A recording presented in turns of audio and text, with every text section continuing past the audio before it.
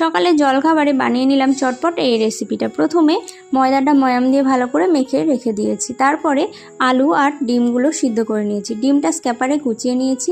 এদিকে কুচিয়ে নিয়েছি পেঁয়াজ, আদা আর কাঁচা লঙ্কা। প্রথমে সর্ষের তেল গরম করে আদা কুচিগুলো দিয়ে তারপরে দিয়েছি পেঁয়াজ কুচি। পেঁয়াজ কুচিগুলো লাল লাল হয়ে আসলে তার মধ্যে লঙ্কা কুচি দিয়ে সামান্য জিরে পাউডার আর দিয়েছি লবণ আর হলুদ।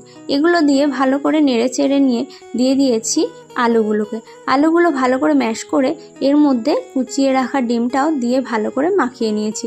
তার মধ্যে দিয়েছি সামান্য গোলমরিচ গুঁড়ো আর আমচুর পাউডার। ব্যাস মিশিয়ে নিলেই এদিকে পুর রেডি হয়ে গেছে। এবারে লেচি কেটে ভালো করে পুরগুলো ভরে নিয়ে সামান্য একটু সাদা তেল মাখিয়ে এপিট ওপিট করে বেলে নিয়েছি। তারপরে এপিট ওপিট করে হালকা করে পরোটার মতো করে ভেজে নিলেই রেডি হয়ে গেল আজকের মশলা পরোটা। তোমাদের যদি রেসিপিটা ভালো লাগে চ্যানেলটা সাবস্ক্রাইব